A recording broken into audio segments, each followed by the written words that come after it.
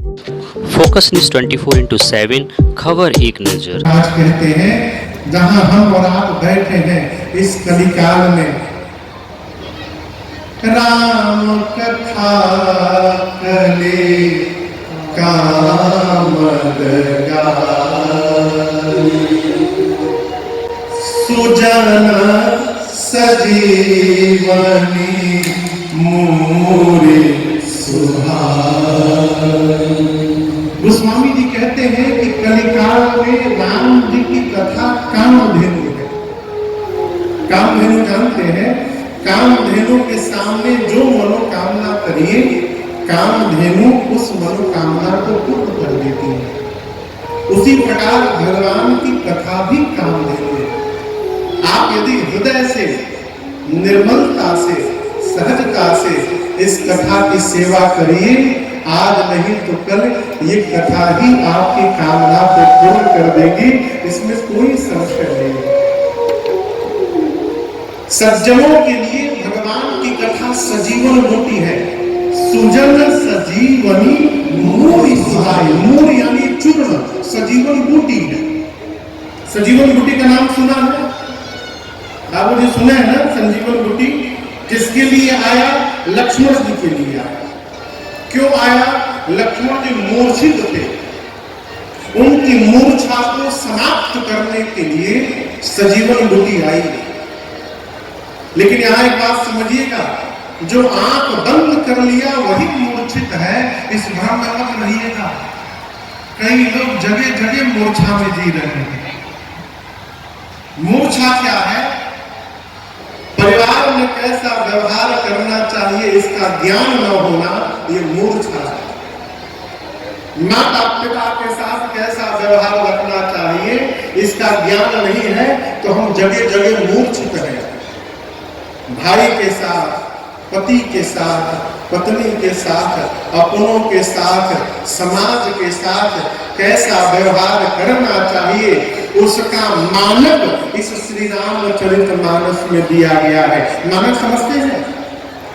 मानक जैसे कोई ब्लड टेस्ट कराने जाए तो जो रिपोर्ट आता है उसमें हीमोग्लोबिन बता दिया कि हीमोग्लोबिन 9 और उसके सामने मानक रहता है 11 से लेकर 14 तक, 11 से लेकर 15 तक, वो मानक है।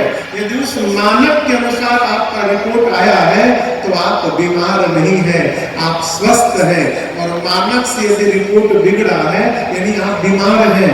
उसी प्रकार रामचरितमानस व्यवहार का मानक है।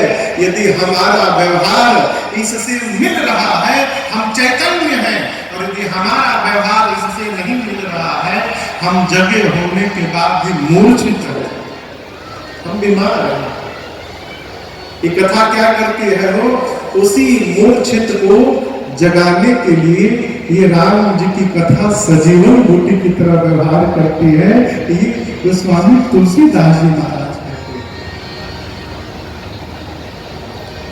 या केवल कृषि कहते हैं मोह रूपी महिषासुर का अंत करने के लिए भगवान की कथा काली मां के समान। मोह जानते हैं क्या है? मोह एक बार पूज्य महाराज श्री से मैंने पूछा, सरकार ये मोह क्या है? क्योंकि ये मोह सबसे बड़ी बीमारी का कारण है। बोले बेटा, ज्ञान परक प्रेम और अज्ञान परक प्रेम, दो तरह के प्रेम होते हैं। अज्ञान पूर्वक हम जो प्रेम कर रहे हैं इसी प्रेम का नाम है मोह। गुड्डू भैया, मानस का सिद्धांत कहता है प्रेम करना हो चाहे बैर करना हो, बराबरी में करना चाहिए। प्रीत विरोध समान सम, ये बात अंगद जी ने रावण को कही। रावण बोला क्या तुम्हारा राम हमको मारेगा? अंगद बोले वो तुमको नहीं मारेंगे, क्योंकि राम जी यदि रावण को मार देंगे तो राम जी की महिमा घट जाएगी। रावण बोला वो कैसे? अंगद बोले सिंह यदि मेढक का शिकार करने जाए तो सिंह काहे खाए? प्रेम और विरोध समान में करना चाहिए। प्रीत विरोध समान सम, अज्ञान परक जो प्रेम है हम ही तो कर रहे हैं। कौन है? हम सबको ठीक कर देंगे, ये अज्ञान है। कई लोग कहते हैं हम सबको ठीक करके छोड़ेंगे। अरे सबको ठीक मत करिए, कहीं ऐसा ना आ जाए कि सब मिलकर आपको ठीक कर दे, फिर क्या करिए? सबको ठीक न किया जाए साहब, अपने को ठीक किया जाए। है?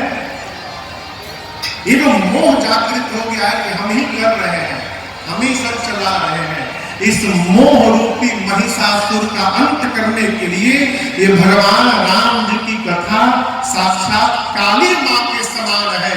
जिसके जीवन में कथा रूपी मां का आगमन होगा, उसके जीवन में मोह रूपी महिषासुर बचने वाला नहीं है। ये याज्ञवल्क्य जी ने महिमा सुना। श्री याज्ञवल्क्य जी कहते हैं, भरद्वाज जी, भगवान की कथा चंद्रमा के अमृत के समान है। राम कथा शशि किरण समान, संत चकोर